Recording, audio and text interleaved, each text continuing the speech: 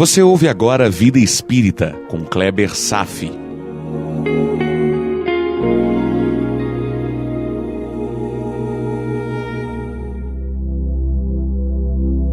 Nosso Lar, capítulo 47, A Volta de Dona Laura, parte 4.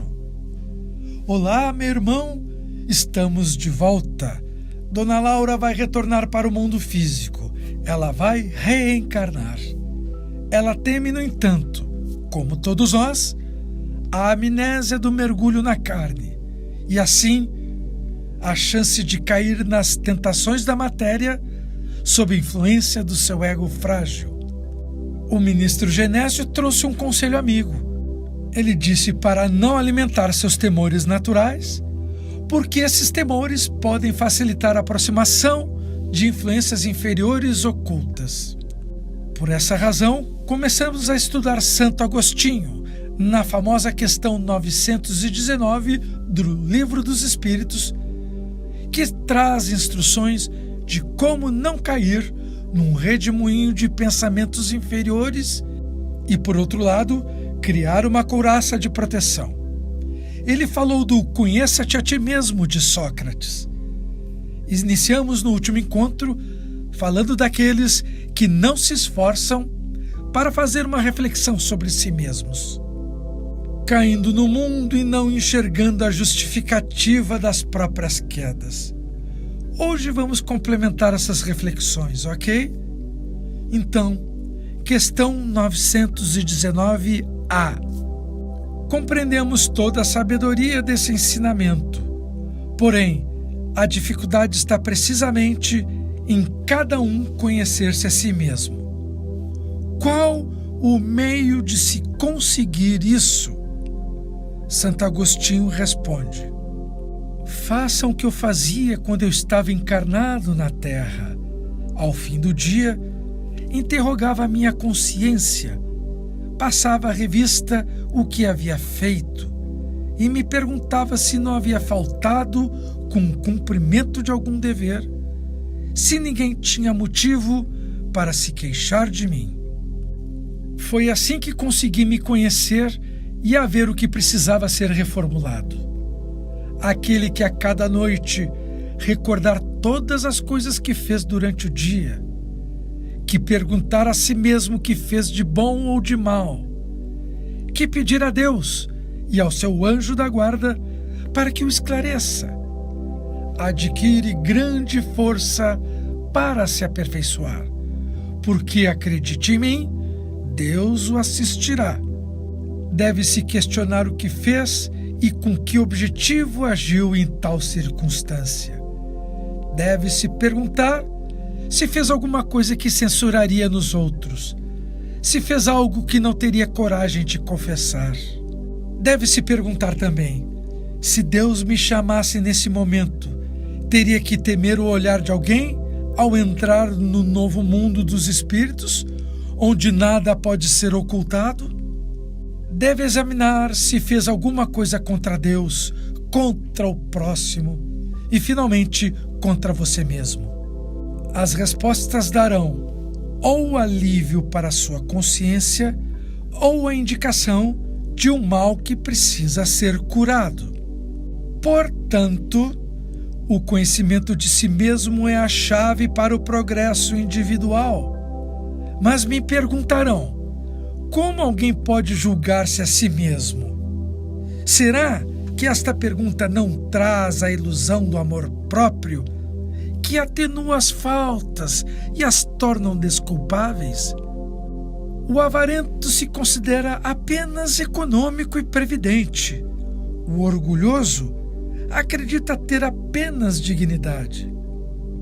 Tudo isso é verdadeiro, mas você tem um meio de controle que não permite enganos. Quando estiver indeciso sobre fazer ou não alguma coisa, deve-se perguntar: o que eu pensaria se essa ação fosse praticada por outra pessoa?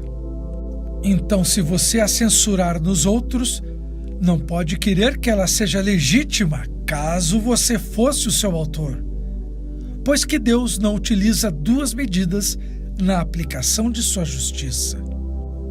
Procura também saber o que pensam seus semelhantes e não deve desprezar a opinião dos seus inimigos, pois eles não têm nenhum interesse em disfarçar a verdade. Muitas vezes, Deus coloca esses inimigos em seu caminho como um espelho, a fim de que seja advertido com mais franqueza do que o faria um amigo. Uau, meu irmão, isso é uma pura verdade. Vamos em frente aqui. Assim, aquele que tem a vontade séria de se melhorar deve examinar a sua consciência a fim de extirpar de si as más tendências, como arranca as ervas daninhas de seu jardim. Deve fazer o balanço moral do seu dia, como um comerciante faz de suas perdas e lucros. E eu garanto que os lucros serão maiores que os prejuízos.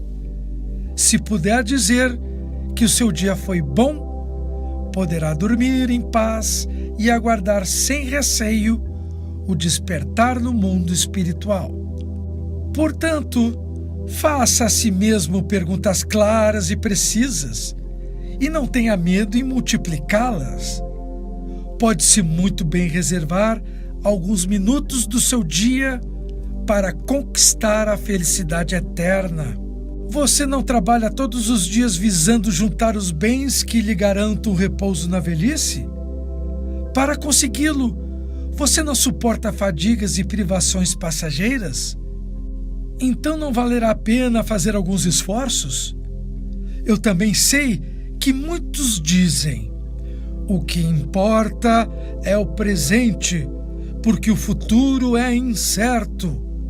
Ora, esta é exatamente a ideia que estamos encarregados de eliminar da mente de vocês.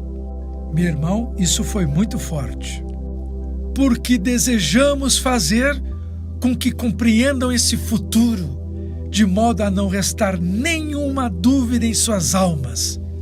Num primeiro instante, chamamos a atenção de todos por meio dos fenômenos espirituais, capazes de impressionar os sentidos. Agora, trazemos instruções e pedimos para que cada um se encarregue de divulgá-las.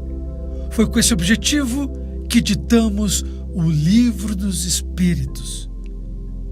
Sabe, meu irmão, Allan Kardec faz um comentário sobre isso. Ouça bem. Muitas faltas que cometemos nos passam despercebidas.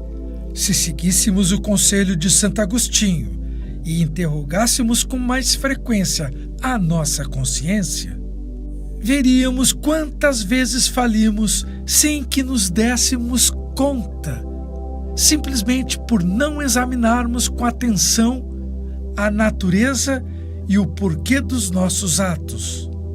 Utilizar a forma interrogativa é melhor que qualquer máxima que deixamos de aplicar a nós mesmos. O questionamento exige respostas categóricas através de um sim ou de um não, que não deixa margem para alternativas. Essas respostas serão argumentos pessoais e, através delas, poderemos saber o quanto de bom ou de mal existe em nós. É simplesmente genial essa observação de Kardec. Não deixar margem para dúvidas, perceber o que temos de bom e de mal e tomar iniciativa, pensar com sinceridade, a fim de buscar uma mudança necessária. Esse conselho que servirá para Dona Laura. Ela tem seus temores compreensíveis porque ainda sente que carrega perturbações do mal em si e não quer cair pela amnésia. Conhecer-se a si mesmo é a chave preciosa para a proteção dos valores morais internos. Todos nós podemos, ao final de cada dia, pensar em nossos atos e analisá-los com rigor, procurando no dia seguinte corrigir o que não podemos desejar para os outros. O mal, por vezes, é necessário, como dizia Jesus, pois é por seu intermédio que passamos a valorizar o bem. Por quê? Porque em nossa fase evolutiva, meu irmão, ainda aprendemos por comparação. Nós sabemos da luz porque conhecemos a escuridão. Sabemos sobre o bem-estar porque conhecemos o sofrimento. E vamos vivendo assim, até o dia que não vamos mais precisar saber das coisas pela comparação dos seus opostos.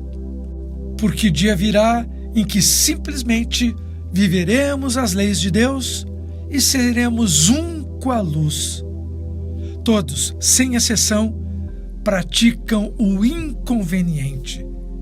Devemos fazer qual o comerciante precavido, que sempre no final de cada dia faz o balanço de sua organização para saber o que deve mudar para melhor, conhecendo a intimidade de sua casa comercial. Devemos fazer o mesmo com os nossos pensamentos, observando todos os dias o que deve ser moralmente mudado para melhor. É trabalhoso, eu reconheço, mas pede certa urgência, principalmente entre os espíritas conscienciosos, que estudam com sinceridade a querida e bela doutrina e buscam se transformar num homem de bem. É certo que os benfeitores espirituais vêm em auxílio aos de boa vontade, ajudando no conhecimento de si mesmos. Eles nos falam em forma de inspiração para quem quiser ouvir os seus conselhos. O conhece-te a ti mesmo de Sócrates é iniciação. Dessa forma, fica mais fácil de conhecer e de respeitar os outros. Para conhecer a si mesmo, o primeiro passo é o desprendimento, e que seja feita com discernimento, porque podemos nos enganar. Nosso ego pode nos emboscar em infinitas ilusões, criando desculpas quase plausíveis que nos justifiquem as más ações. O interesse pessoal, o amor próprio, é capaz de turvar os bons sentimentos, dando outra direção para as interpretações. Busque pela boa inspiração, pela oração, que irá atrair aqueles que o ajudarão. Santo Agostinho nos deu uma boa diretriz: autoavaliação constante, um estado de prece, boas intenções e muita ação. Tudo isso vai conduzindo nossa mente para o autoconhecimento. O ministro Genésio não disse isso diretamente para Dona Laura, mas lembrou que ela é portadora de dotes espirituais que, por si, vão garantir o sustento vibracional na hora das provações. Dona Laura já conhece um pouco de si mesma, o que já garantiu uma certa tranquilidade diante de seus futuros desafios. E essa postura também já foi suficiente para mobilizar as boas energias de todos que estavam ao seu redor, como mesmo expressou André Luiz. Abre aspas. Agradeci comovidamente, esforçando-me por ocultar as lágrimas das saudades prematuras que me despontavam no coração. Fecha aspas. O amor é muito contagiante, meu irmão. Por hoje era isso. Desejo paz a todos e até breve. A Rádio Idefran apresentou Vida Espírita com Kleber Safi.